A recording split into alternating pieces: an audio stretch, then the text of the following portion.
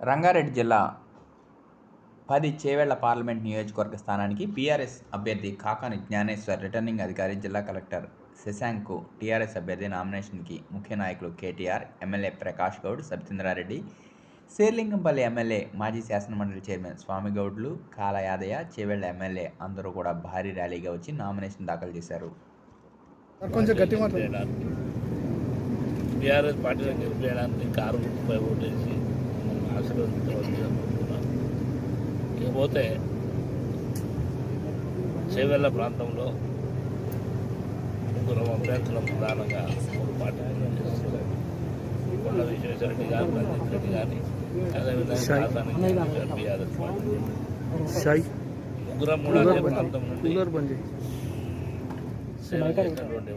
చేసి మమ్మల్ని బలహీనులం చేశారు. మిత్రులారా, మేము బలహీనులం కాదు, బలమైన కులాలమని మరొకసారి విజ్ఞప్తి చేస్తా ఉన్నా. బీసీ అంటే మేము బలమైన కులాలం, ఎవరికి బలహీనులం కాదు. డబ్బుకు బలహీనం ఉండొచ్చు, ఆర్థికంగా బలహీనం ఉండొచ్చు కాక, కానీ గుండె ధైర్యానికి పనిచేసే దగ్గర, సోషల్ సర్వీస్ చేసే దగ్గర ఇక్కడ మేము బలహీనం కాదు అని చెప్పి మరొక్కసారి మమ్మల్ని కామెంట్ చేస్తున్న మిత్రులకు విజ్ఞప్తి చేస్తా ఉన్నా. మిత్రులారా, బీసీ సామాజిక వర్గంలో ఉన్నటువంటి ఎన్ని రోజులు నిన్నగాక మొన్న మిత్రమావ ఒక ఆయన మాట్లాడాడు, చాలా బాధేసింది. బీసీ మీకు దమ్ము ధైర్యం ఉంటే, మీకు చీము నెత్తురు ఉంటే కాసాని జ్ఞానేశ్వర్ను గెలిపించుకోండి బీసీలారా అని ఛాలెంజ్ చేశాడు ఒక ఆయన. నేను ఈ రోజు అడుగుతాను మిత్రులారా, నిజంగా మనకు అంత పిరికి రక్తం ఉందా? మన ఓటు మనం వేసుకోలేమా? మనకు చీము నెత్తురు లేదా?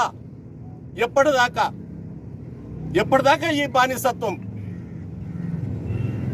కాబట్టి నేను చేతులెత్తి బీసీ మిత్రులను, బీసీ మేధావులను, బీసీ విద్యార్థులను, ఉద్యోగోపాధ్యాయ కార్మిక మిత్రులను ప్రతి ఒక్కరికి చేతులెత్తి ప్రార్థిస్తున్నా. ఈ ఎలక్షన్లో ఖచ్చితంగా బీసీ ఓటు